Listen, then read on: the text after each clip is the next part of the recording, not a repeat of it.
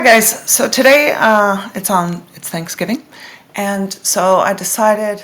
I had plans for the day. I was going to do some different various festive things, but I think I realized I wasn't feeling up to it today. And at first I thought I wasn't feeling well, and then I started thinking about what I was really feeling. And I'm getting ready to transition again. I'm getting ready to pick up life that I've settled in here a few months in Maine, and I'm ready to get back on the road. It'll take me a few weeks. I'm heading to Tucson for a family memorial service at the end of December.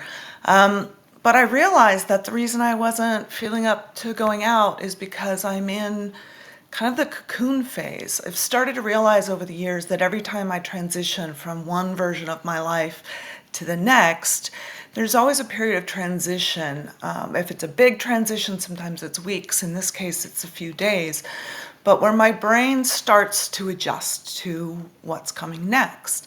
And when I'm doing that, the current life I'm living begins to fade. I sort of start to emotionally distance myself from it. And I just don't feel as connected as I start to visualize the next phase.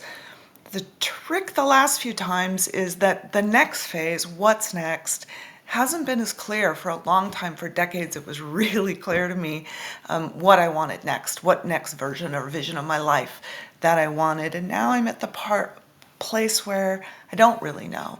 I know I'm heading back to California. I know I'm going to spend a few weeks hitting national parks. I have a route that includes 5 national parks, plus some historic scenic drives, and hopefully visiting some friends along the way.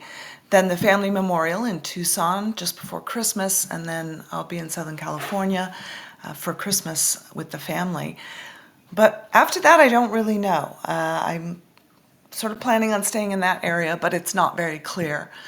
My point is that was what I realized I needed today to be, was today and for the next few days. I'm planning on leaving on Sunday.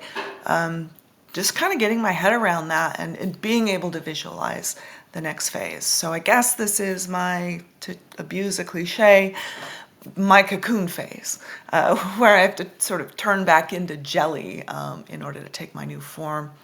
And in the process of that, today I started looking back at various Thanksgivings over the last 10 years since I started the walk. This picture is of Pie Town, New Mexico. It was the only place in town open. I got there for Thanksgiving. I met Jessica Watkins, who's another distance walker, who was sitting on the porch. And then she let me know about a place to stay, so we ended up staying the night in this house that was there. And yes, this was the sign on the door: no one lives here now, please make yourselves at home. It's a resting spot for through hikers on the Continental Divide Trail. Anyway, Jessica and I spent a night there overnight, and then we both she was heading west and I was heading east, and we went our separate ways. This Thanksgiving, some of these pictures of food, I honestly don't know where they are. So if anyone remembers this glass, and if this glass and this plate serviceware looks familiar to any of you, let me know, because I don't remember where this Thanksgiving dinner picture came from. And then there was dahab. About 5 years, every Thanksgiving was spent in dahab, diving, hanging out at the former Churchill's, just enjoying views. Hi, Mo. Taking in the scenery. And then, of course, I moved there. This was the Thanksgiving. I think the last Thanksgiving I was in Cairo. It was someone's birthday party, but it happened to be on Thanksgiving, according to my Google Photos. So that's a dinner at Barracuda's house. Hi, Barracuda. The mountains view of my home. Another Thanksgiving dinner that's not familiar to me, so I don't know, again, whose place settings those are. But it was probably in Dahab, because it was the same year as these photos. So I just went through. I was working. This is when I moved there, and the boys were still open in the dive shop, so I worked on that Thanksgiving. First Thanksgiving I lived in Dahab. And then this was the dinner that the neighbors brought over for me, knowing that it was an American holiday, my new neighbors living there. And then this was my last Thanksgiving in Dahab with Indigo. And I bought a turkey so giant, it was alive the day before, that I couldn't wash it in the sink. So I had to wash it in the yard with the hose. And I had the whole dahab crew, way more people than this, but I had a whole bunch of people over for a traditional American Thanksgiving dinner, my last year there in Dahab. This, again, don't know. This kitchen doesn't really look, it looks somewhat familiar, but I don't know where this was either. So thank you, whoever's home I was in on this occasion. And then there was, oh, this must have been that year, first year back at Erin's. That must have been her apartment, because this was my first Thanksgiving with the little one. And this was the next Thanksgiving with the little one, Aunt Barbara's famous cream corn.